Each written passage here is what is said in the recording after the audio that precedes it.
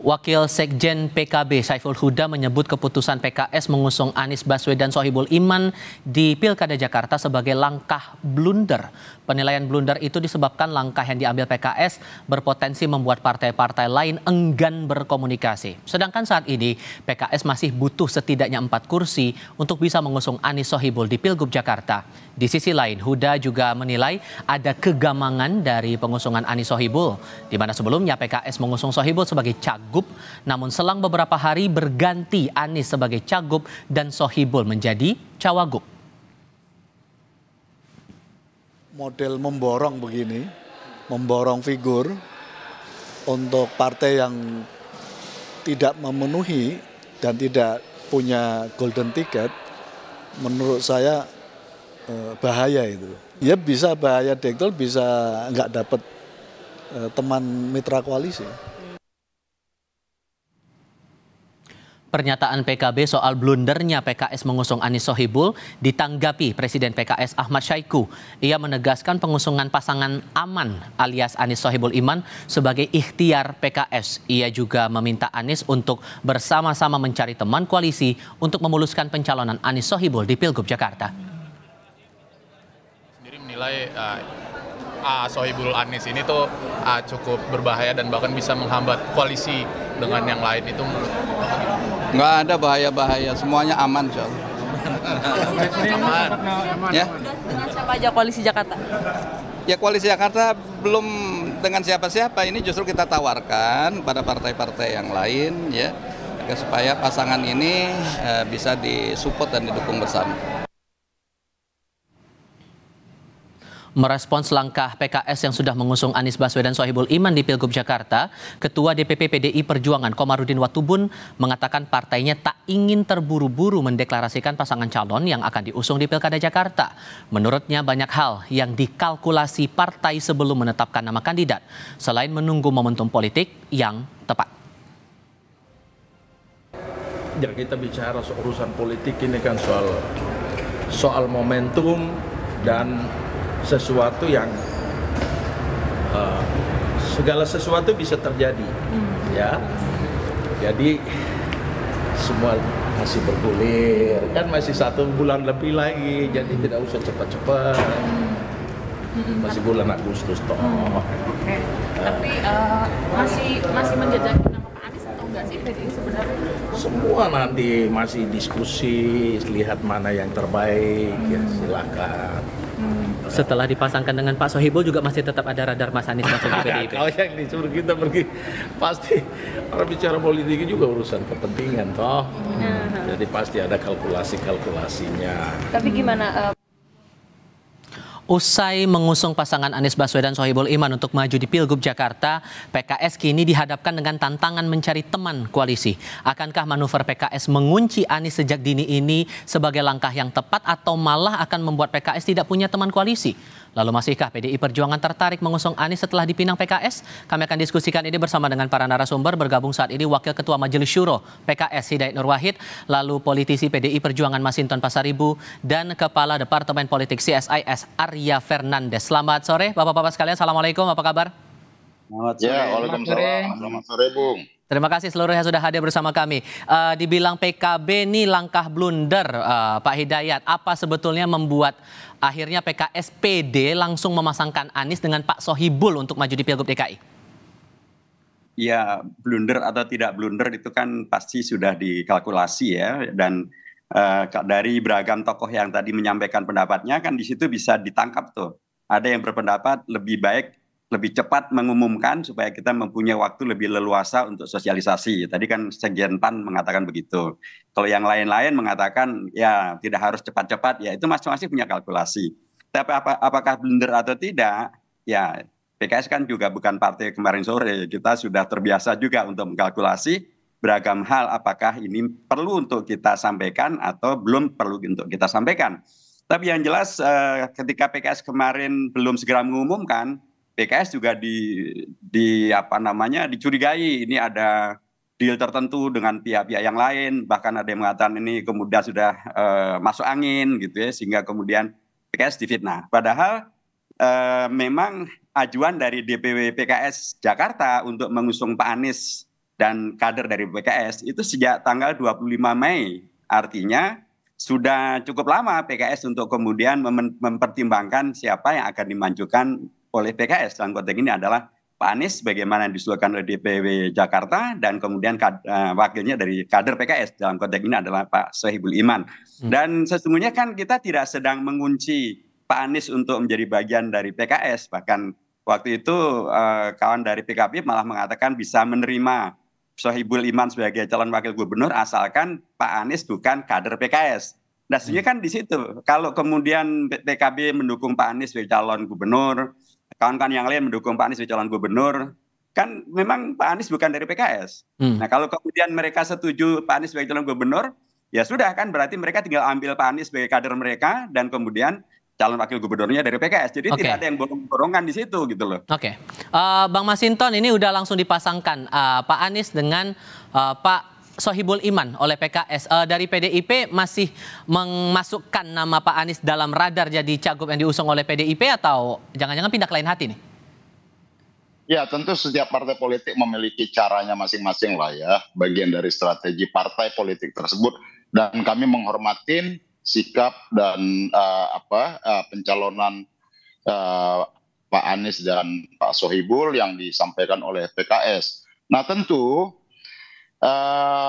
fenomena di DKI Jakarta ya, hasil pemilu 2024 ini, pemilu legislatif, itu tidak satupun partai politik yang bisa memenuhi syarat untuk mendaftarkan pasangan calon gubernur dan wakil gubernur secara sendiri-sendiri, maka diperlukan kerjasama partai politik. Nah, tentu ya bagi kami PDI Perjuangan ya pertama ya ada nama-nama kader dari internal, kemudian juga dari eksternal yang itu dari proses penjaringan kami. Kader alternatifnya siapa kira-kira yang mau diusung nih nanti dari PDIP? Nah, kemudian dari proses penjaringan tadi itu disampaikan ke DPP. Kalau dari kader internal ada Pak Basuki Cahayapurnama, ada nama Bu Risma, dan ada nama Pak Pramono, dan ada nama kader lainnya begitu ya, yang disampaikan ke DPP PDI Perjuangan. Dan kemudian dari eksternal ya satu diantaranya ada nama Pak Anies Baswedan.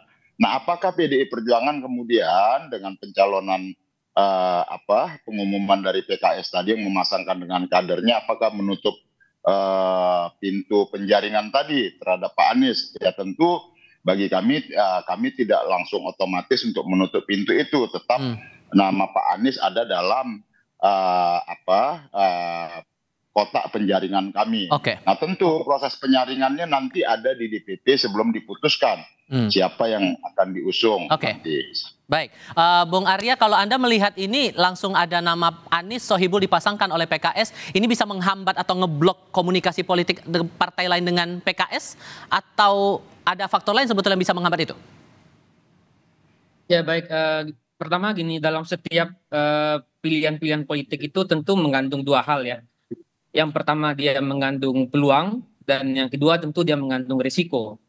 Nah, dalam hal kebijakan PKS ini, tentu peluangnya dengan memasangkan Pak Sohibul Iman dengan Pak Anies sejak awal, tentu memberikan kesempatan bagi kader-kader PKS ya, dan juga para pendukung PKS untuk lebih aktif ya, menggerakkan dukungan di akar rumput. Tapi pada saat yang sama tentu dia mengandung risiko juga. Nah, risikonya tentu adalah bisa saja ini menutup kemungkinan mempersulit negosiasi di antara partai-partai koalisi lainnya, terutama partai-partai yang mungkin punya peluang akan berkoalisi dengan Pak Anies ya, bisa PDIP atau bisa PKB atau Nasdem ya. Nah, PKB atau Nasdem ya. Nah, kalau kita lihat mana di antara peluang dan risikonya yang lebih besar, menurut saya saat ini sepertinya risikonya lebih besar dibandingkan peluang yang bisa didapatkan. Gitu. Kalau begitu apakah kemungkinan untuk membuat poros baru ini bisa saja terjadi untuk Pilgub Jakarta? Jawabnya nanti ya Mas ya, kita lanjutkan lagi diskusinya di segmen berikut ya, usai jeda berikut.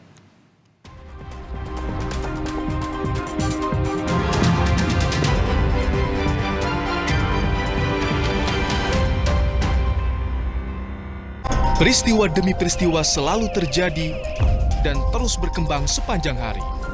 Saat Anda membutuhkan informasi dengan perkembangan berita mutakhir, jadikan kami mata dan telinga Anda untuk berbagai aktualita terkini. Sambut kami sebagai referensi. Ikuti semuanya di Kompas TV, independen, terpercaya. Galon datang. Kok yang ini, Pak? Jauh lebih murah, mah. Airnya jernih, galonnya kinclong. Yang penting itu isinya. Kalau tutupnya aja gampang dicopot gini, isinya gimana? Ternyata tidak semua air itu sama. Ini buktinya, murninya Aqua dalam galon yang dibersihkan 20 kali, diisi tanpa tersentuh tangan, dan ditutup sempurna. Jadi mending murah apa sehat, Pak? Ya, sehat dong. Aqua, 100% murni, 100% aman. Di era yang terus maju, kita harus terus berkembang. Informasi berperan penting untuk mencerahkan diri. Informasi yang akurat membuat kita menjadi lebih bijak, tanggap, dan siap menghadapi tantangan. Bersama Kompas, jadilah versi diri Anda yang lebih tercerahkan. Mari arungi lautan informasi dengan penunjuk arah yang tepat. Kompas.id, multimedia mencerahkan. Nggak sampai. Kok nggak sampai ya? Pertumbuhan dipengaruhi nutrisi. Pediasure dengan arginin vitamin K2. Lihat 50% tumbuh nyata dalam 90 hari. Sampai. Terima kasih, Ibu. Pediasure dukung tumbuh nyata. Halo pemirsa Kompas TV yang berada di Kabupaten dan Kota Pekalongan, Kabupaten Pemalang, serta Kabupaten dan Kota Tegal. Jangan lupa untuk melakukan scan ulang secara berkala di channel digital 33 UHF untuk memastikan Kompas TV tetap selalu di layar kaca Anda dan mendapatkan berita serta informasi terpercaya. Kompas TV, independen, terpercaya.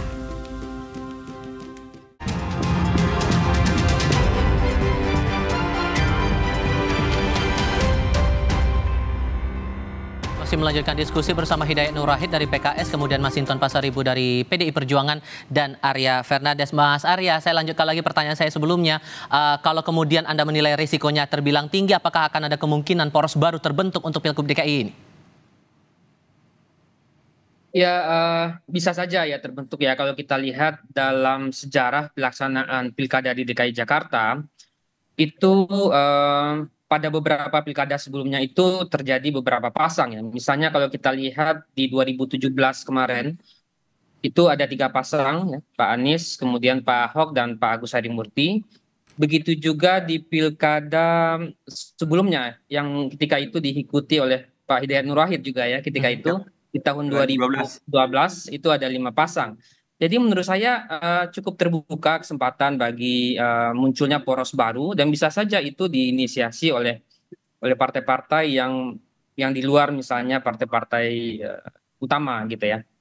Karena kalau kita lihat dalam situasi di mana terjadi tiga lebih dari 2 pasang, itu hampir dipastikan kemungkinan besar itu akan terjadi 2 putaran ya. Meskipun kalau kita lihat misalnya di 2017 ya itu terjadi dua putaran ya, karena dan Pak Ahok dan Pak Anies bertarung di putaran kedua. Begitu juga di 2012 terjadi 2 putaran, Pak Fauzi Bowo dan Pak Jokowi bertarung di putaran kedua, karena memang di Pilkada DKI berbeda dengan pilkada-pilkada lain di Indonesia yang dia menganut 50% plus 1. Jadi kalau muncul 3 pasang, ini tentu juga akan terjadi 2 putaran kemungkinan besarnya. Dengan tingkat rivalitas yang juga tinggi menurut Anda? Rivalitasnya juga tinggi, tapi sekarang saya lihat memang ada indikasi yang kuat. Sepertinya kalau kita lihat pembicaraan di antara partai-partai politik, sepertinya potensi untuk hanya 2 pasang cukup tinggi gitu ya. Oke, Bang Masinton, ini kan sisa 2 bulan lagi lah kira-kira. Kalau kemudian poros ketiga ini dimunculkan, apakah sudah sempat terpikir juga, dan sudahkah ada komunikasi lebih lanjut yang dilakukan oleh PDIP ke parpol lain? Ya, tentu yang sedang dibangun dan dilakukan oleh PDI Perjuangan saat ini adalah membangun komunikasi ya dengan partai-partai politik lain. Karena ini juga tidak mudah begitu ya. Artinya bahwa saat ini belum ada yang partai politik yang memegang golden ticket automatically memenuhi syarat 20% itu untuk mengajukan, maka perlu intensitas komunikasi. Dan hari ini situasinya masih sangat cair lah ya. Artinya kalau mengkomunikasikan ke partai politik itu kan juga nanti bicara tentang siapa figur bersama yang akan diusung dan dipasangkan sebagai pasangan calon gubernur dan calon wakil gubernurnya. Nah tentu bagi kami adalah membangun komunikasi itu menjadi sangat penting ya sebagai partai politik dengan teman-teman partai politik lainnya agar bisa nanti secara bersama-sama mengusung pasangan calon gubernur dan calon wakil gubernur sesuai dengan syarat perundang-undangan. Nah, dengan PKS sudah ada komunikasi belum nih?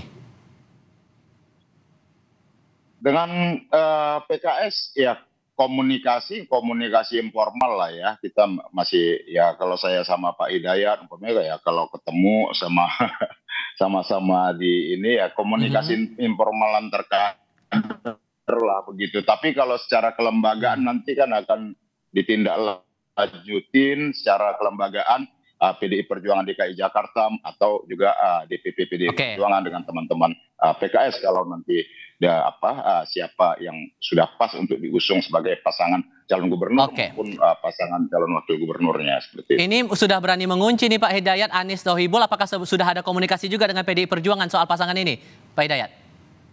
Mengunci itu kan multitafsir juga ya, termasuk juga tentang risiko gitu. Tahun 2017 ketika kami maju dalam Pilgub waktu itu, risikonya kan tinggi banget tuh.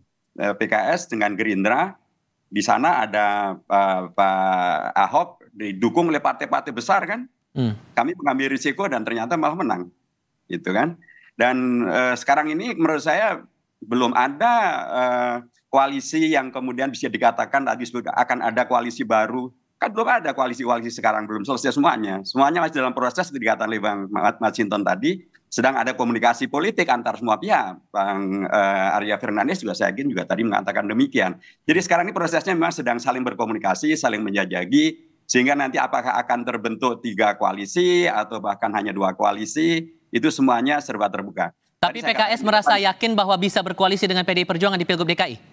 Ya, dulu kita juga pernah berkoalisi di Pilgub Jawa Timur, bahkan PKS mendukung calon dari PDIP yaitu Mbak Putih Guntur Soekarno. Jadi kalau dulu PKS mendukung calonnya PDIP, kenapa sekarang PDIP nggak bisa mendukung calonnya PKS kan? Itu tuh suatu hal yang mungkin saja gitu ya. Di Pilgub Sulawesi Selatan juga PDIP mendukung calonnya PKS. Kalau DKI kan beda lagi secara demografi dan juga karakter dari pemilihnya juga begitu Pak?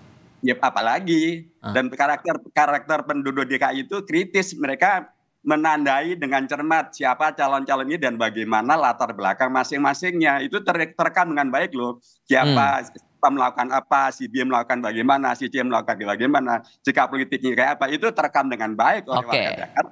Karena kami yakin dengan pilihan kami, Pak Anies dengan Pak Iman ini adalah pilihan yang aman, menghadirkan keamanan bagi Jakarta. Tapi bukan berarti kami mengunci, karena Pak Anies kan bukan kader PKS gitu loh. Artinya misalnya PDIP mendukung Pak Anies, PKB mendukung Pak Anies, Nasdem mendukung Pak Anies, silahkan diambil. Mungkin apakah Pak Anies akan dijadikan dari PDIP atau dari Nasdem atau dari PKB, silahkan. Kalau Bang Masinton ngerasanya yakin nggak nih PDIP bakal koalisi dengan PKS? Ya dalam politik itu kan seni kemungkinan, tergantung dari komunikasi, pendekatan begitu ya. Nah itu yang harus dilakukan. Artinya dalam politik itu ya nggak ada yang nggak mungkin. Karena politik itu adalah seni kemungkinan. Maka dalam membangun komunikasi itulah nanti akan bisa ketemu itu common platformnya. Terus kemudian membangun kebersamaannya, memiliki pemahaman bersama. Nah nanti siapa calon yang akan diusung mempertemukan seluruh berbagai kepentingan antar partai politik tadi hal-hal begitu ya lazimlah dalam partai politik begitu. Artinya bahwa hari ini kalau saya berpandangan masih sangat dinamis dan sangat cair ya, tergantung tadi komunikasi antar partai politik. Seperti itu, Bung. Oke, Bung Arya, begini kondisinya. Karena kan kalau kita pahami kan sosok Anies Baswedan ini sebagai antitesanya dari sosok Jokowi. Di sisi lain juga dari Koalisi Indonesia Maju berupaya untuk mengusung kandidatnya sendiri, begitu bahkan ada rencana buat pertemuan khusus mengusung kandidat buat maju di Pilgub Jakarta. Kira-kira ada kemungkinan tidak untuk PDIP, PKB, dan PKS ini akan bersatu nanti di Pilgub DKI? Ya, saya kira peluangnya cukup terbuka ya, karena beberapa kondisi. Kondisi yang pertama tentu akan ada semacam barter ya, barter politik ya. Seperti tadi yang ceritakan Pak Hidayat ya. Misalnya di satu tempat calon PKS mendukung calonnya PDIP, tapi di tempat lain mungkin akan ada quote-unquote barter PDIP mendukung calonnya PKS. Ya. Tapi itu terjadi di banyak partai, di banyak tempat ya. Jadi potensi untuk bertemu itu sangat terbuka. Karena dulu siapa yang bayangkan misalnya Pak Prabowo bisa bertemu dan menjadi bagian anggota koalisinya Pak Jokowi. Sekarang kejadian dan semakin dekat dan semakin mesra gitu ya. PDIP dan PKS mungkin juga bisa satu titik bisa seperti itu, dan memang kita butuh dua spektrum ideologi yang berbeda ini dan unik ini bisa bersama gitu ya. Itu yang pertama. Yang kedua, saya kira dalam kondisi misalnya PDIP dan PKS mungkin akan memilih jalan yang berbeda misalnya, atau bisa dengan pemerintahan berikutnya, itu mungkin juga akan mempertemukan dua partai ini. Kira-kira begitu Mas Tifa. Ada faktor Jokowinya juga nggak di Pilgub DKI kali ini kalau Anda melihat peta politik yang ada sekarang? Ya, Pak Jokowi mungkin masih menjadi variabel penting ya dalam pilkada nanti ya. Tapi mungkin derajat pengaruhnya karena mungkin proses transisi menjadi pilkada dilaksanakan setelah Pak Jokowi selesai masa jabatannya, mungkin derajat pengaruh dan powernya mungkin tidak sebesar, dugaan saya tidak sebesar sebelum-sebelumnya. Gitu. Oke, tapi apakah dengan Jokowi efek ini yang membuat potensi PKB, kemudian PKS, PDIP, dan mungkin Nasdem akan menjadi satu koalisi utuh untuk Pilgub Jakarta? Ya, partai-partai politik saya kira sudah menunjukkan betapa pilihan-pilihan politik yang diambil oleh partai-partai tersebut, misalnya dalam koalisi 01 dan 03 di Pilpres kemarin, menunjukkan betapa partai-partai cukup percaya diri ya, meskipun pilihan yang diambil itu berbeda dengan pilihan yang diambil oleh Pak Jokowi. Saya kira di pilkada mungkin saya kira kemandirian dan otonomi partai untuk menentukan pilihannya mungkin saya kira akan juga sangat terbuka. Terutama untuk partai-partai yang berada di 01 dan 03 ya. Oke, singkat masing-masing 1 menit Pak Hidayat. Kalau kemudian nanti gara-gara pasangan Anies Sohibul ini malah jadinya nggak ada partai yang mau berkoalisi dengan PKS, gimana tuh? Enggak lah, kita sudah komunikasi kok dengan beberapa petinggi orang nomor 1 di beragam partai. Dan kita mendapatkan sinyal yang sangat baik. Jadi siapa sih yang nggak ingin aman? Saya yakin semua mau aman gitu loh. Jadi kenapa harus dibikin tidak aman? Kita hadirkanlah koalisi dan atau kondisi politik yang aman, dan itulah yang ditawarkan oleh PKS melalui calon gubernurnya Pak Anies dan calon wakil gubernurnya Pak Sohibul Iman. Aman. Jadi Jakarta yang aman saya kira itu lebih disukai oleh seluruh warga di Jakarta. Oke, faktor Jokowi gimana ngelihatnya kalau nanti di Pilgub DKI ini bakal cukup ketara begitu kalau dijalani nantinya? Menurut Anda Pak Hidayat? Ya nggak apa-apa, Pak Jokowi sebagai menjadi bagian daripada warga Indonesia yang mempunyai hak politik dan mungkin juga akan melanjutkan yang kemarin-kemarin, yaitu yang disebut dengan cawe-cawe tersebut. Tapi kan ini sekarang kita berada di Jakarta gitu ya. Jakarta yang kemarin waktu Pilpres Pak Anies hanya kalah 40.000 loh dari 002. Padahal kita tahulah apa yang kemudian diberlakukan untuk pemenangan ya. Tapi ternyata hanya selisih 40.000, dan sekarang Pak Anies sepenuhnya turun di Jakarta. Kompetitornya bukan Pak Prabowo, gitu ya. Dan itu tentu menjadi hitungan yang sangat baik bagi seluruh pihak. Pak Anies dukungan pada beliau bulat, gitu ya. Dan apalagi ditambah dari PKS mendukung, ada kader di situ, semakin bulat lagi. Kalau jadi kemudian ada partai koalisi yang mau bergabung ke PKS, apakah PKS bakal terbuka mengganti pasangannya Pak Anies ini? Bukan lagi Pak Sohibul? Akan ada partai politik yang bergabung dengan PKS, yakin itu. Sohibulnya? Nanti aman. Anies, Sohibul Iman, tetap aman. Ada partai yang akan bergabung. Kami yakin dengan itu. Kalau Bang Masinton, singkat saja, ini gimana mempertimbangkan nama aman ini? Sohibul masih dalam prioritas juga nggak kira-kira? Ya tentu masing-masing partai politik ketika membangun komunikasi itu sebelum diputuskan nanti kan, katakan Pak Ma, kalau kita coba simulasi ya, kalau kita mau dukung Anies, pasti kan PDI Perjuangan juga berkepentingan untuk kadernya di nomor 2. Nah, hal-hal begini kan secara teknis yang harus dikomunikasikan. Nah, atau kemudian ada ada figur lain yang juga harus PDI Perjuangan harus mengkomunikasikan dengan partai politik lainnya jika ingin mengusung pasangan gubernur atau wakil gubernur begitu. Jadi ini masih sangat dinamis lah. Ya, dengan semangatnya tetap mengusung kader sendiri. Ya, setiap partai politik pasti berkepentingan untuk menyodorkan kader-kader terbaiknya, entah itu sebagai calon gubernur ataupun dipasangkan dengan sebagai calon wakil gubernur. Jadi ya partai politik ya punya kepentingan lah untuk mendorongkan kadernya untuk dimajukan gitu. Yang jadi soal kan hari ini adalah bagaimana untuk memenuhi syarat pencalonan tadi, karena tidak bisa dilakukan sendiri-sendiri secara partai politik, harus dilakukan secara bersama-sama. Tidak ada yang bisa menjamin itu, terutama untuk wilayah khusus Jakarta ED. Pak Hidayat Nur Wahid, terima kasih banyak. Bang Masinton, terima kasih. Mas Arya, terima kasih juga sudah berdiskusi bersama kami. Selamat sore semuanya. Assalamualaikum.